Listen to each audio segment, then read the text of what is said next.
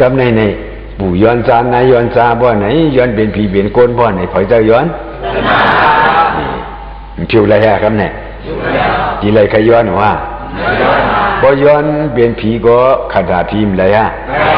บ่เลยขัดดาผีก็เลยทุกข์ฮะคำฟังสบายวางเขาได้กำกว่าแล้วเขาเพราะเขาตายบ่ไหน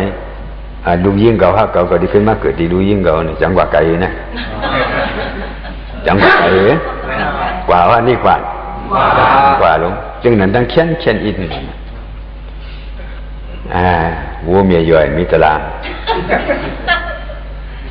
จังวัวเฮามาเอ้ยหลวนจะไหนมากว่าหาเลยวันแล้วก็กว่าหาเลยพอถึงขิงมาหลุดเลี้ยงวัวหลุดด้วยวัวหลุดลุ่มลาวัวทิ้งเนี่ยอุปทานในกว่ามีกันแล้วพอดีตายมาสมบูรณ์ดีตายวัวออกมา